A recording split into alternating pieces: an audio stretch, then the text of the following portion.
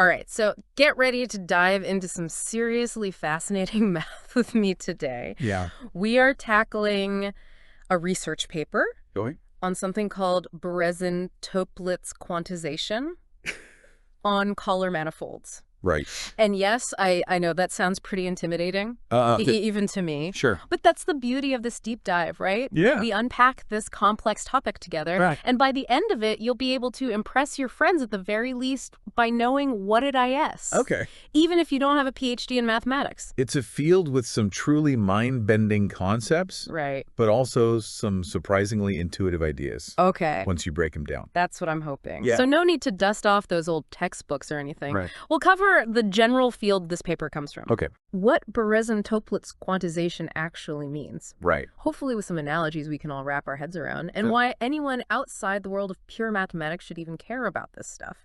But first, I have to point out something unusual. Okay. This paper is actually dedicated to a mathematician named Jochen Bruning Okay. for his 65th birthday. Wow. Can you imagine getting a research paper as a birthday gift? It's not exactly your average Hallmark moment, is it? No. This really gives you a sense of the world we're stepping into here. Yeah. Theoretical mathematics, where even birthdays warrant a deep dive into complex concepts. That's incredible. Yeah. Okay, so before we get too lost in the world of theoretical mathematicians and their unique birthday celebrations, Okay. let's unpack some of the jargon in this paper.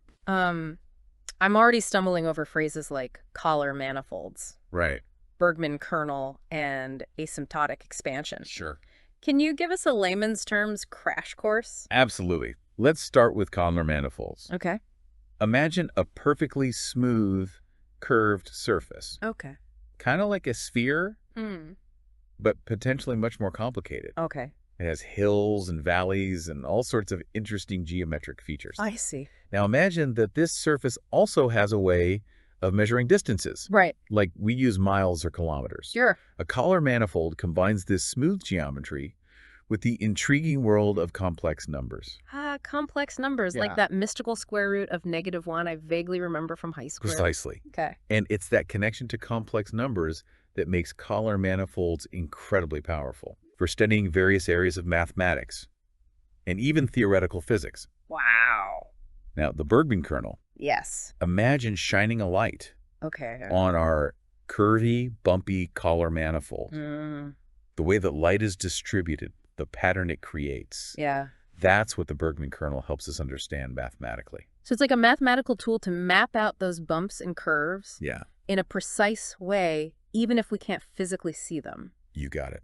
Okay. It encodes a wealth of information about the geometry of the Kähler manifold. Right. And that brings us to asymptotic expansion. Okay. Think of it like trying to understand a complex curve Okay. by zooming in on a very small section. Okay. As you zoom in closer and closer, the curve starts to look straighter and simpler. Right. Right, like how the Earth looks flat when you're standing on it, but curved from space. Exactly. Asymptotic expansion is a mathematical technique that allows us to approximate complicated functions. Okay. By breaking them down into simpler parts, just like zooming in on a curve makes it appear simpler. Okay, I'm following so far. We've got our curvy space. Yeah. A way to map it. Right. And a way to zoom in on it. Yes. But now let's talk about this quantization business. Okay. It sounds a bit like something out of Star Trek. Sure. What exactly does it mean in this context? Well, And how do these Berezin-Toeplitz operators fit into the picture? you're right. Quantization. It does kind of sound like something straight out of science fiction. Right. It's actually a fundamental concept in physics Okay. that describes the transition from the world of smooth, continuous phenomena to the world of discrete, quantized energy levels. Imagine a ramp versus a staircase. Okay. On a ramp, you can be at any height. Right. It's continuous. Yeah. But on a staircase, you can only be on one step or another. Okay. The height is quantized. So are we saying that this mathematical paper about complex shapes is actually bridging the gap between classical and quantum physics? In a way, yes. Wow. Quantization is the process of taking a classical system and developing a quantum mechanical description of it. Right. And that's where these Berezin-Toeplitz operators come into play. Okay. They're the mathematical tools that allow us to perform this quantization on Kähler manifolds, I see. connecting those geometric spaces to the principles of quantum mechanics. That's fascinating. Yeah. So we're not just talking about abstract math here. No. We're talking about a potential way to describe the universe at its most fundamental level. Exactly. Wow. This type of mathematical framework has the potential to shed light on some of the biggest mysteries in physics, Okay. like how gravity works at the quantum level. Okay, now you've really piqued my curiosity. Yeah. Before we dive into black holes and the quantum realm, Sure. I have to ask. Yeah. Why is this particular research paper so significant? Okay. What are these authors doing with Berezin-Toeplitz operators that has mathematicians so intrigued? This paper delves into a highly specialized area, Okay. the computation of asymptotic expansions related to these operators. Mm-hmm. Remember how we talked about asymptotic expansion as a mathematical way of zooming in? Yeah, like focusing a lens to get a clearer picture. Exactly. Well, this paper is all about developing new and more refined techniques to zoom in mathematically Okay. on these Berezin-Toeplitz operators. I see. The authors explore a particularly elegant approach Okay. using something called the heat kernel method, which has a rich history in mathematics and physics. Okay. It's a bit like using heat diffusion to understand the shape of an object, Wow. which is a fascinating concept in itself. It really is. And as if connecting complex geometry and quantum mechanics wasn't enough. Right. You mentioned earlier that this math might have something to do with black holes. Uh-huh. That's just mind-blowing. It's a testament to the interconnected nature of seemingly disparate fields. Yeah. You see black holes, those enigmatic cosmic entities where gravity is so intense that even light can't escape, present some of the most perplexing questions in astrophysics. Yeah. How do they form? Right. What happens at their singularity? I've always imagined them as cosmic vacuum cleaners, Sure. relentlessly consuming everything in their path. That's a vivid image. And while partially true, Okay. their behavior is far more intricate than simply sucking things in. I see. Understanding black holes requires us to reconcile Einstein's theory of general relativity, Okay. which governs gravity, Right. with quantum mechanics, which governs the microscopic world. So how does this research focused on these complicated mathematical operators even begin to touch on the mysteries of black holes? That's where it gets really interesting. Okay. The mathematical tools and techniques being refined in this paper, Okay. particularly the asymptotic expansions of Berezin-Toeplitz operators, Yeah. provide new avenues for exploring the interface between geometry and quantum theory. Okay. While this paper doesn't explicitly solve the mysteries of black holes, Right. it offers a new perspective, a new lens, I see. through which we might eventually glimpse the answers to these profound questions about the universe. Wow, I'm starting to understand why mathematicians get so excited about this stuff. Yeah. It's not just about equations on a page. Right. It's about uncovering the hidden language of the cosmos. Yeah. Now, there's one more intriguing concept mentioned in the paper that I have to ask about. Okay. The Berezin-Toeplitz star product. Right. What in the world is a star product? Yeah. Why is it important in this context? It's a kind of quirky name Yeah. for a really powerful mathematical tool. Okay. Imagine you have two functions, two mathematical descriptions of something. Right.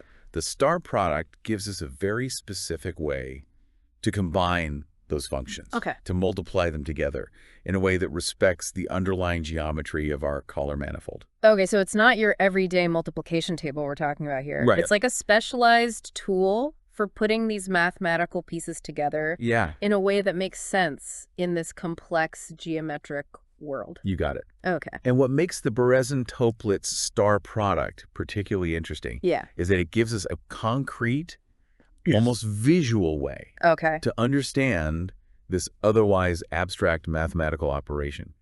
It's like taking something that existed only in the realm of symbols and equations Right. and giving it a tangible form that we can grasp. That's always a good thing. Making the abstract a little less abstract. Exactly. Now, I noticed the paper also mentioned something about extending these results to non-Kähler settings. Yes. Does that mean we're leaving our nicely behaved smooth manifolds behind? Well, in a sense, yes. Okay. Remember how we defined Kähler manifolds as having that special structure linking geometry and complex numbers? Right. Well, there's a whole universe of geometric spaces that don't quite fit that mold. Okay. Spaces that are a lot less rigidly structured. I see. And what's exciting is that the authors hint at the possibility of extending the tools and techniques developed for Kähler manifolds Wow. to these more general settings. That's like discovering your map of the city works surprisingly well for navigating a completely different terrain. Exactly. It makes you wonder what other hidden connections are waiting to be found. It speaks to the power of abstract mathematics Yeah. to reveal unexpected relationships and unlock new avenues of exploration. Now, before we lose ourselves entirely in the vast wilderness of theoretical mathematics, Sure. there's one final piece of this puzzle I'd like to try to understand. Okay. Donaldson's Q operator? Right. What is this Q operator? So Donaldson's Q operator is a really powerful tool in complex geometry. Okay. You see, mathematicians are fascinated by shapes, Right. but not just any shapes. We're interested in understanding the intrinsic properties of those complex manifolds we've been talking about. Okay. Think of the Q operator as a sophisticated measuring device, Okay. a way to probe and quantify these geometric properties. So it's like we've got our complex manifold, and now we're using this Q operator to measure its angles, its curves, all those subtle features that make it unique. Precisely. Okay. And what the authors of this paper have shown is that the insights they've gained from studying Berezin-Toeplitz operators, those tools for quantizing our manifolds actually have direct implications for understanding this Q operator. Wow. And by extension, Okay. for understanding the very fabric of these complex geometric spaces. So it all ties together. Yeah. The quantization, the star product, the Q operator. It's all connected. It's like we've zoomed in from a universe of complex shapes to the very building blocks of geometry itself. Exactly. And to think it all started with a birthday dedication in a research paper. That's the beauty of mathematics. Right. The unexpected connections. Yeah. The way seemingly abstract concepts lead to profound insights about the world around us. It's been an incredible journey. It has. We've gone from intimidating jargon to the edges of black holes and the very essence of geometry, all without needing a PhD in mathematics. That's right. So to our listeners, we leave you with this. Okay. Keep asking questions, keep exploring, and never underestimate the power of a curious mind. Well said. Who knows what hidden connections you might uncover? Yeah. Until next time, happy diving. Ever get this feeling like when you're trying to explain something to someone and you just hit this wall? Like you're speaking different languages. You know, it's so true, and it makes you realize how important it is to find that common ground, especially with what we're about to dive into. Yeah. Today, it's this research paper on Berezin-Toeplitz Quantization on Kähler Manifolds. Ring any bells? Maybe not for everyone. It's a fascinating area of math, but I'll admit it gets pretty complex. Totally. And while we won't make you math geniuses in an hour, our deep dive today is all about pulling out some of those core ideas and, fingers crossed, sparking some of those aha moments for everyone. Oh, and did I mention, this paper is a tribute to a mathematician, Jochen Bruning. Always great to see, right? Researchers giving a nod to the work and influence of their peers, especially in math, where ideas build on generations of discoveries. Building upon those ideas, this paper goes deep into the world of operators. And just to be clear, we're not talking about the ones you call when your Wi-Fi is down. Haha, definitely not. These are mathematical operators. They're like at their heart, taking something and transforming it in a specific way, allowing mathematicians to see what happens as a result. So like taking a raw equation and putting it through a math machine, something new pops out, but it's connected to the original. Exactly. And Berezin-Toeplitz quantization specifically tries to connect the dots between geometric shapes and complex equations, kind of like uncovering a hidden blueprint. Okay, we've got these operators, but what are they working on? That's where these killer manifolds come in, right? It's pretty sci-fi to me. It kind of is, like something out of Star Trek, but instead of warping space-time, they're warping our understanding of mathematical spaces. Picture a landscape. But instead of mountains, valleys, it's all equations. That's our manifold. And Berezin-Toeplitz quantization is kind of like mapping out this landscape, finding patterns and connections in those equations. Exactly. It's like smoothing out all the bumps to reveal the order underneath. What makes this area of math really interesting is that it's relevant to all sorts of fields. So not just some theoretical thing mathematicians tinker with. No, not at all. This paper specifically, it's cited for applications in killer geometry, and that pops up everywhere. Theoretical physics, especially quantum mechanics, computer science, even economics. We're talking about tools that could help us understand the universe on a fundamental level. You know, one thing that really gets me is how these mathematicians actually go about proving this stuff. It's not just like scribbling equations on a chalkboard, right? Oh, absolutely not. Mathematical papers like this one, they're really structured around proving what they call theorems. Those are like the building blocks of understanding in math. So, like, if we're on this quest for knowledge, these theorems are like checkpoints along the way, making sure we're on the right track. That's a really good way to put it. And one of the key theorems they're looking at here in this paper is theorem 0.1. I don't want to get too much in the weeds, but basically it's like they found a decoder ring for these complex operators. So it helps us make sense of those mathematical machines, take them apart and see how they work. Exactly. Imagine trying to understand a car engine, right? You could look at the whole thing, but you wouldn't really get it until you could, like, take it apart, see the individual parts and how they fit together. That's what this theorem helps us do. I like that. And then on top of that, they bring in this concept of asymptotic expansion.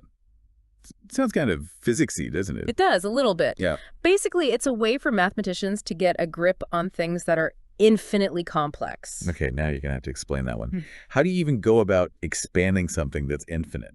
Think of a fractal.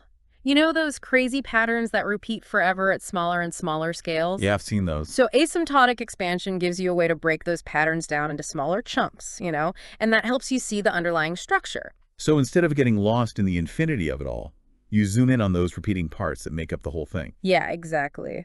And in this paper, this technique, it helps them get closer to those precise solutions they're always after. It's like fine-tuning their mathematical instruments for a clearer picture. Okay, that makes sense. Now I got to ask about one more term that caught my eye. The Bergman Kernel. Sounds like something out of Lord of the Rings. Haha, it's a pretty epic name. Remember those operators we were talking about? Well, think of the Bergman kernel as like a blueprint for building certain kinds of them. So instead of having a vague idea of what these operators do, the Bergman kernel gives us a way to really design them, see how they work on the inside. You got it. It's like having the schematics, not just the finished product. We can understand the principles behind it. So say if we wanted to make an operator to, I don't know, model weather patterns here on Earth, the Bergman kernel could help us do that. You're getting it. It helps us understand how these things function in different scenarios, gives us a framework to apply them to different math problems. Wow.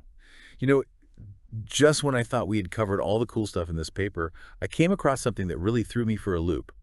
They connect their work to black holes. It is a bit of a curveball, isn't it? But when you think about it, it kind of makes sense. You've got these black holes with their insane gravity warping space-time. They're like the most extreme environments we know of. And they're using this really complex math to study them. That's wild. It really shows you how powerful math can be, right? Connecting totally different areas of study. You've got this framework initially for abstract spaces, and it turns out it might help us understand the most extreme objects in the universe. I love that. It's like you never know where these deep dives are going to take us. Speaking of unexpected connections, wasn't there something about a heat kernel in the paper too? It makes me think of like thermodynamics and stuff. You're right, there was. And while it's not about heat in the way we usually think about it, the heat kernel is this math tool used to model diffusion. Diffusion, like how a drop of ink spreads out in water. Exactly. It's about understanding how things spread or like dissipate over time. Yeah. And it turns out this idea relates back to some of the other things we've been talking about in this paper. It's incredible how everything in math seems to be connected somehow, isn't it? It really is. And that interconnectedness is a big part of what makes it so fascinating. It's mind-blowing when you think about it, using these really complex mathematical tools to study something as simple as, like, stuff spreading out, whether it's heat or information. But as much as I love getting lost in the weeds, I always got to ask, what's the bigger picture here? It's the question, isn't it? And with this paper, I think it's about the elegance and the sheer power of math itself.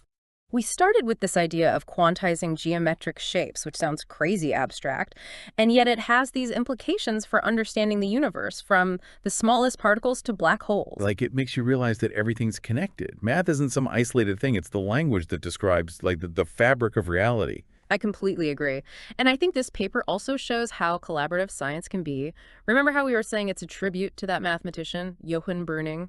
It's a perfect example of how mathematicians take the work of those before them and use it to push our understanding even further. It's like this chain of discoveries, each one adding to the bigger picture. Now, before we wrap up our deep dive, there's one last thing from the paper I got to ask about. The Berezin-Toeplitz star product. Got any chance you can try to break that one down for us? I can give it a shot. When we talk about the star product, in this case, we're essentially talking about multiplying geometric shapes, but in a very specific mathematical sense, of course. Multiplying shapes, that's like some Salvador Dali stuff right there. Sounds kind of surreal, right? But it's this multiplication that lets mathematicians play with geometric structures in completely new ways. Okay, so if you can multiply shapes, what else can you do? Can you divide a circle by a square or take the square root of a triangle? Where does it end? That's the best part about math. It forces us to rethink what we think is possible. It might be abstract, but this star product gives us a new way to see those relationships between shapes and really push the boundaries of our understanding. It reminds you there's always more to learn, more to find out there in the world of math. And who knows, maybe our deep dive today will get some of our listeners hooked. I hope so. Math is a universe of its own, full of surprises just waiting to be discovered. Well said. A huge thank you to you for joining me on this wild ride into the world of Berezin-Toeplitz quantization. Until next time, stay curious, everyone, and keep on exploring. All right, ready to dive into some seriously cool math. Always up for that. What are we tackling today? We're taking a deep dive into Berezin-Toeplitz quantization. Ah, yes. Bridging the gap between quantum mechanics and geometry, right? You've got it. We've got these excerpts from a paper, Berezin-Toeplitz Quantization on Kähler Manifolds. And it seems like it's all about finding a shared language between those two worlds. Exactly. So before we get lost in the weeds, can we talk about what Berezin-Toeplitz quantization actually is? I mean, I get that it's a translation tool, but It's like, imagine trying to understand a complicated machine. yeah, like a jet engine, right? Okay, I'm following. So you could describe the jet engine mechanically, gears, combustion, thrust, or you could go the equation route, representing those forces mathematically. Two different ways of looking at the same thing. Precisely.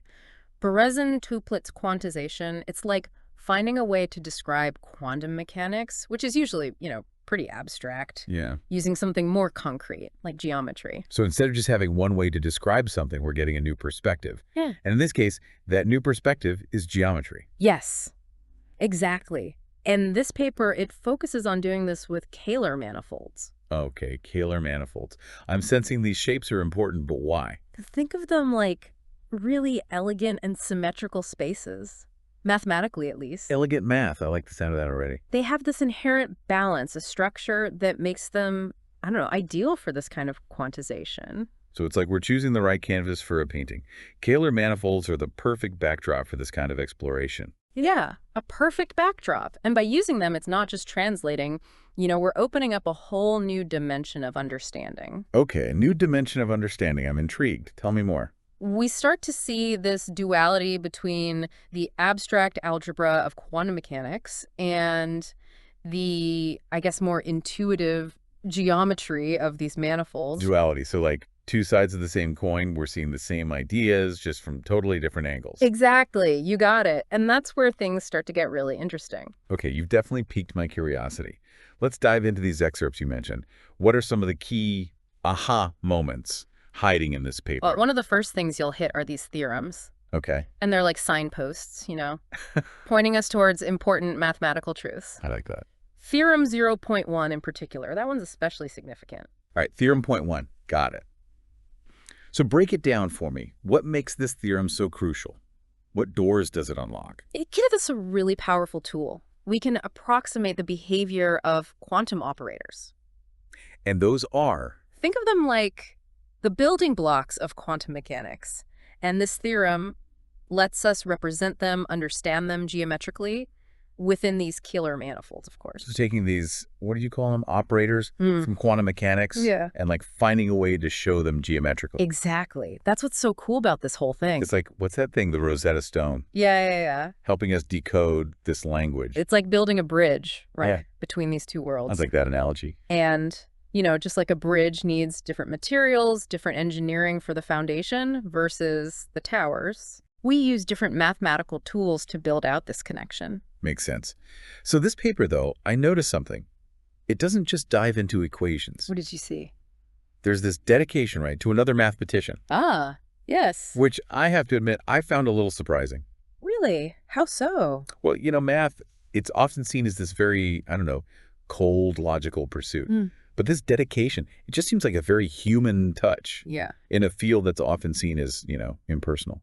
You're right. Math does have this image, this cold, calculated field. Yeah. But the reality is it's driven by passion, collaboration, and yes, okay, maybe a little competition too. But dedications like this one, they highlight that human side of research. It's a way to acknowledge those who came before, the ones who inspired, mentored along the way. It's a good reminder that even in this world of, complex theorems and equations, there's still this real sense of community, shared purpose. Absolutely. And often, these dedications, they reflect a lineage of thought, a passing of the torch, so to speak. It shows that collaborative spirit that drives progress in mathematics. That's actually really cool. I never thought of it like that. Okay, another thing that caught my eye in this paper was this mention of physics interpretations. Oh, yes. In terms of supersymmetric quantum mechanics, the quantum Hall effect, and black holes. I mean, wow. How does this very specific type of math relate to these mind-bending concepts in physics? It's exciting, right? Because this is where the theoretical starts to kind of bleed into the practical in a way. I'm listening. The quantum Hall effect, for example. It describes the behavior of electrons in strong magnetic fields, which has huge implications.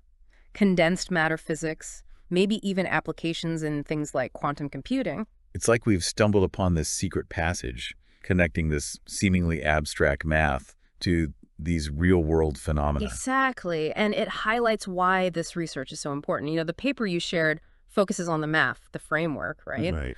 But those little hints about possible applications, it reminds us that there's this whole universe of possibilities waiting to be explored. So even if we don't fully get those applications right now, we know it's not just math for math's sake. Exactly. There's a much bigger picture here. And that's what makes these deep dives so rewarding. It's about more than just equations, right? Definitely not. It's about seeing how different fields of knowledge connect and how those connections, well, they might just lead to groundbreaking discoveries in the future. Okay, I am hooked now. But I have to ask, what are some of those other practical applications? What else can we potentially understand better by viewing the quantum world through this lens of geometry? So quantum Hall effect, we talked about that. But what else? What else can this framework help us unlock? The possibilities are, well, they're huge. One area where this could have a big impact is quantum computing.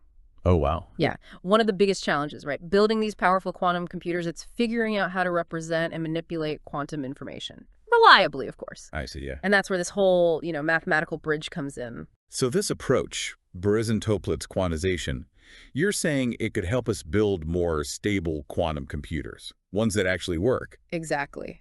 Using geometry, we might be able to come up with totally new algorithms, error correction techniques even, that we couldn't have even imagined before. That's incredible. Like finding a brand new set of blueprints, it could revolutionize the entire field. That's what we're hoping for. So we've got quantum computing, we've got breakthroughs in physics, understanding how things actually work. It's all connected. Is there anything this math can't do? Now, I wouldn't go that far. Okay, fair enough. But really, what's exciting is this field, it's still young. Really? Oh, yeah. We're just starting to see what Berezin-Toeplitz quantization can really do.